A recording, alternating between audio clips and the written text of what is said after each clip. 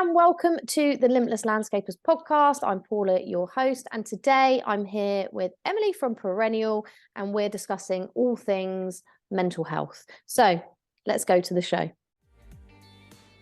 As the co-founders of the Landscaper Circle, we help you get more money, time, and freedom to become limitless. Through our experiences as fellow landscapers and our tried and tested methods, if you want help with your marketing, managing, or growing your business, you've definitely come to the right place. If you're a landscaper, garden designer, or supplier to the industry, then hit subscribe so you never miss an episode. Now, let's get back to the show. Hello, Emily. Welcome to the show. Good morning, Paula. How are you doing today?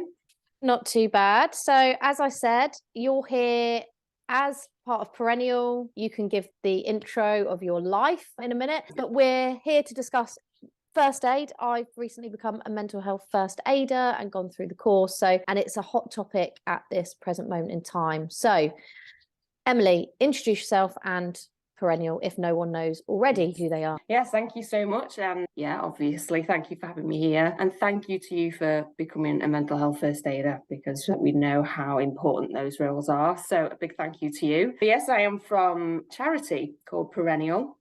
You can find us at perennial.org.uk. And we are the UK's only charity for people in horticulture. So we are massively important for this industry. When we say horticulture, we're talking about people who work with plants, trees, flowers, grass. We offer a range of support. We're a fantastic charity. We will help people with the big stuff and the little stuff. It can be personal challenges, or it could be something professional that's happening with you at work. But we do offer free and confidential advice and support. So if you get on our website, you can contact us through the website. We've got a contact form there, but the website as well is a great hub of information. And you can find out all the different things that we do. You can check out where our gardens are that we've got around the country that are beautiful. There's a fine example behind me just now. And we know that working in this industry can be hard work. We know that, seasonally it can be difficult for people. We know that some people are in lower paid jobs and it can be grueling work, and you need to be mentally fit to do this work. So this is what we're here to talk about today, how we're helping people in the industry to attain that mental fitness. So yeah, perennial.org.uk, come and check us out. Yeah, because they are partners of TLC. I'm a Perennial partner, so as part of that, I try my best to promote the benefits of Perennial and how they can help you guys. So there's a link on the TLC website. If you're on there, click the Perennial logo and you'll go straight through to them. Also been sharing the fantastic stuff you've been doing, so like the financial planning tool, Nudge, stuff like that. So there's loads of information on TLC website where you can directly go back to Perennial if you can't find them. Yeah, I think Perennial is a fantastic charity for the industry, and not enough people know about it, hence why I think this podcast is great. And yeah, the mental health first aid role. So do you want to talk a bit more about how Perennial are delivering and what their aims are? Because I know they work with organisations, but by working with organisations, it affects the people on the ground, that the landscapers, gardeners, horticulturists. So yeah, talk about that. Yeah, well, in 2021, Perennial carried out their own survey. It was a big health and wellbeing survey, and we found from that there was poor mental health in the horticultural industry. We found that 85% of people actually scored poor or below average for their mental well-being, and 22% of people didn't recognise when they weren't coping well. So we knew it was an issue. So out of that grew a pilot. It's a 2-year pilot. We've just entered into our second year of that to test and see how this model that we're using, if it's effective or not. So the pilot is to get the industry talking about mental health and the mental health first aid programme. We want to change the culture.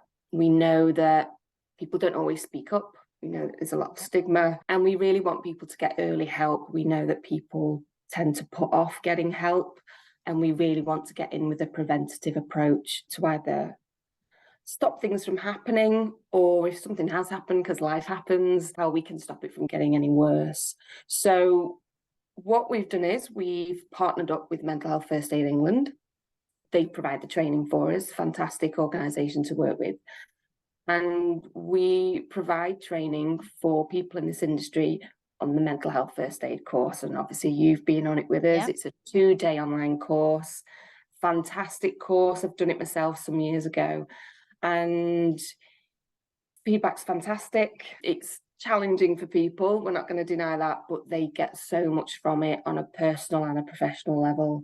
And really, being a mental health first aider, it's not about being a mental health professional. We're not asking that of you, but you may well be helping a person in crisis. Yeah. So we make that very clear from the beginning. When we're not really looking for the people who want to be heroes, we want the people who generally are supportive and compassionate and calm and really good listeners. So the course really helps you to get the skills, the knowledge to spot the signs of mental health problems early on, signs that we can easily miss them, and that's okay. But when you are given that insight into what to look out for, and then the confidence, this is a lot of the feedback we get is that people feel more confident in then starting a conversation. Yeah. People worry a lot that they are gonna say the wrong thing, or they don't know how to kickstart a conversation. And it helps you to know what to say and how to go into it as a human being, and that it isn't, all for the mental health professionals to deal with. We as human beings between one another can do it. But the great thing is about the program is it really pushes a recovery message. Yeah. I think people have that worry that if I become mentally ill, that's me for life. I'll always be, having to live with that. And recovery is absolutely possible. And as a mental health first aider, you will know this, Paula, it is about self-care and about keeping boundaries. We do really push that boundary message. So the best people are those people who can maintain that boundary. And the key point of it is to be that first point of contact for that person so that we can get them to the right place for help. We can get them support. And when you get that support, then that's your role. You fulfilled your role and you supported people, and it's very fulfilling. It's really fulfilling for people. As you'll know, the success stories are fantastic to hear. Part of the model that Perennial is using is we don't want to just send people on the training and then kind of leave them. We want them to actually be an ambassador. So when people train with us, we have an ambassador network. And we meet quarterly, just for an hour on Zoom, but it's where all the mental health first aiders can share ideas, get support from one another, discuss any challenges that they're having, how can they implement this, and we get creative with how we can let people know that these mental health first aiders exist. And we want to see if that model is effective in terms of giving more support to people after they've done the training, and it's going really well. People are getting a lot from it, and the ideas that people are coming up with are brilliant, really creative, really positive. So yeah, it's a very exciting program. It's doing really well in its first year. I'm excited about the second year and to see what happens, and you're part of that. It's great to have you. It's great to have you on our network. I mean, it's been a fantastic course to do. Like you said, it was very challenging, but I think for lots of different reasons, because you suddenly start realizing there's so many more things that people can be suffering with that you wouldn't ever have known if you hadn't done the course. So you find out a lot more understanding, so you can understand other people more, really. I think it gives you that in. And also, it's given you the confidence to talk to people that you might not have wanted to broach the subject because they might close up or be embarrassed. So it's having that. I've really benefited from being a mental health first aider. We get access to the Hub of Hope, which lots of organisations on there to help pretty much anybody in any situation with any, problem they're having, or, whatever it might be. And I've managed to help not only sort of people within my organisation, but also friends and family, just directing them to places where I had no idea these organizations even existed. So for me, that's been a real bonus, because now I've got the confidence and the knowledge of how to deal with, extreme situations when people are in crisis, but also before they get to that point and they might just be having, a conversation with you, you can point them in directions of other people that can help support them, because, we're not the mental health professionals, we're there to support people in finding the right help and finding the right support. So for me, that's been amazing, and it's helped many times in the short space of time I've even been a mental health first aid. I think it was only December, but it just shows that there is a need for this. There is a need for people to be able to spot signs, or even be confident having conversations with people. And because it's the time of year, you know, where people either get going or give up. And, you know, being part of the industry, it is a very grueling job in landscape and horticulture. You know, you're out on the ground in freezing cold temperatures. So it's been the last, you know, month or so. You've got financial stress. You've got the fact that you're trying to work as a worker and a business owner. If you're owning the business, you've got staff, which is what I hear on the ground. Myself included, have lots of staff headaches, and also the general feeling of overwhelm of trying to do everything, be everything to everybody. So I think this is such a great, you know, a great thing to be able to do. And for me, I can support people who need it through, you know, in multiple ways. So I just think it's fantastic. Yeah, and you're absolutely right in terms of how common this is. You know, we know the statistic, it's 1 in 4 people that will experience a mental health problem in any one year. And we know it's common. Some problems can be very long lasting and impact other conditions. And this is where Perennial can step in. If you go to our website, and you mentioned nudge, that people do have physical conditions or experiencing problems with their mental well-being or finances. And if you go to our website, we've got free tools available to you. So we've got a health and well-being app. I would absolutely recommend you to go and download. There's loads of information on it, from nutrition to mental health and meditations and how to stay calm, stuff about sleep, stuff about relationships. There's loads of stuff on it, but there is also a 24/7 telephone support line, so that people can use for free. When they call up, they just need to say that they're calling from Perennial. And so it's there, it's available. You know, as a charity, we're putting this out free to people to use, because we know the problems that people come to us for. And sometimes people do unfortunately leave it until they're in a bad way, or it's crisis point. And that's another kind of culture that we want to change. We want people to come to us early.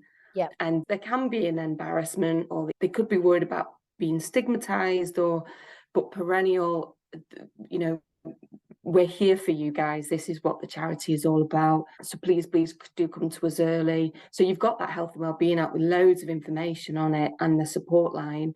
But we do have the financial tool, which is called Nudge, and you can personalize it to yourself as well. So if you go again to perennial.org.uk, it's there waiting for you. So please go and check that out as well. And the Nudge is really about everyday spending and budget management. It's available to everyone. Perennial isn't there for just when people are in crisis.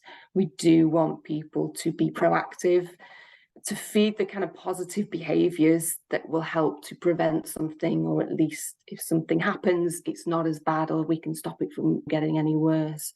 So users, come and find us and see the information that's available to you. We're here to help, and we want you to come to us, so please do. Yeah, I think that's the main message, really, because when I am talking to people in the industry, either they know of Perennial, but they don't think it will help them. Yeah, that's what we hear. Which is a very interesting thing, because obviously I know that that's not true. They're there to help everybody.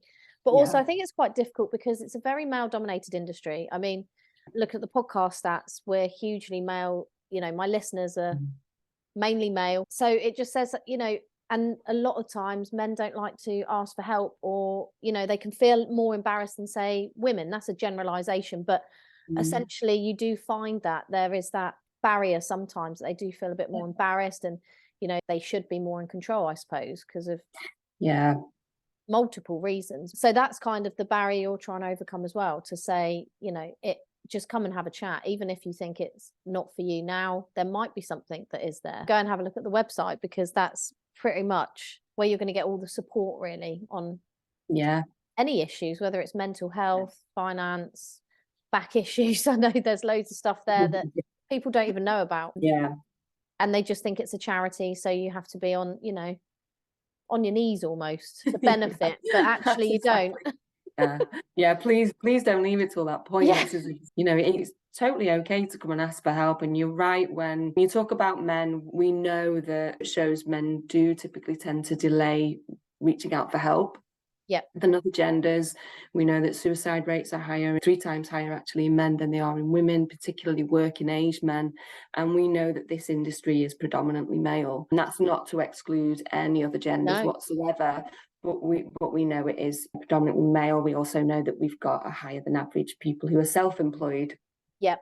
And obviously then all the challenges that come with that do impact your mental health and well-being. Very fortunately, as mental health first aiders, we've got some brilliant male mental health first aiders who are helping to break that mold, if you like. They are very caring, compassionate, open talkers, really. Yeah.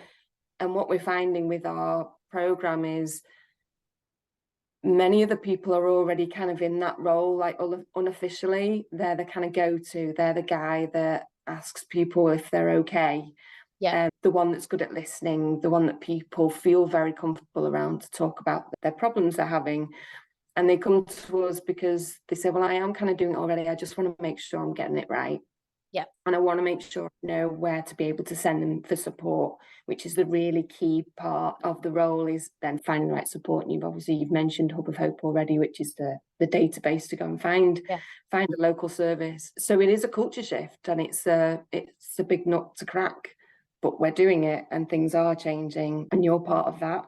So, to any of the maybe mental health first aiders that end up watching this, a big, huge thank you to you, because you're being part of something really, really important that's going to help a lot of people. Yeah, 100%. I think it's great.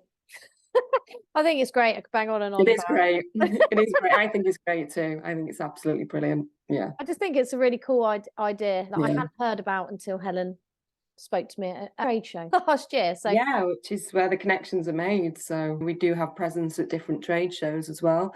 We did a few last year. So if you're ever at a trade show, please do keep an eye out for us. Come and say hi, come and chat to us, come and find out more about all the different things we do. We're always looking to make connections. So yeah. Yeah, it's really cool. Well, thank you for joining me today. You're very welcome. And I will put all the links to Perennial in the show notes. And yeah, thank you very much for everything you do. No, thank you, Paula. And I look forward to seeing you again soon. You too. All right, take care. So that was Emily from Perennial. I think you'll all agree mental health is a big issue, not just in our industry, but in many industries. And at this kind of time of year, it can be harder. Hence why I've done a lot of posts about self-care and wellness, because I do believe if you are doing your self-care, creating time for yourself to do things that you love, that make you happy, that are healthy, that, it does improve your mental health. So there's lots that we could talk about on this podcast, and me and Emily could chat for ages on it. But I want to just highlight, I am now a mental health first aider, and the purpose of that is to help support anyone in need. So if you do feel like you need any support or just need some guidance or someone to chat to, you can get in touch. That is my role, really. And that's the purpose of me doing it, to help not only people directly in my life, but also people that I come into contact with via the Landscape Circle and the podcast and anything else. So know that you've got support there. Perennial, obviously, go to their website. The financial planning tool is great, and the app I've got on my phone, which is fantastic as well. It's just extra support there that you might not have thought you could access because you don't feel you're at crisis at the moment. But obviously the whole point is prevention is better than cure. And having struggled with mental health before, namely postnatal depression, anxiety attacks, OCD at one point as well, this is all prior to, part of my life, part of me, and dealing with that and getting over it doesn't have to affect you forever. And there is a lot of support out there that you can access, and a lot of it for free. So please do get in touch if you need any support, or you need any help with your business, or anything that I can help you with in TLC. And obviously go to Perennial for any of the tools that they have as well. And like Emily said, there's a 24-hour hotline there if you are in crisis, or if you just need some support at the right time. No stigmas, no judgment, just full support for the industry, which is fantastic, which is why TLC has been a partner of Perennial for 2, coming up to 3 years now, and we'll continue to support them in their work because I think they're a fantastic charity. Not enough people know of them or what they do or what they truly do for people. So go check them out. I can do. Please get in touch. That's it for this week, I think, guys, and I'll be with you next week with another episode of the Limitless Landscapers podcast. Take care.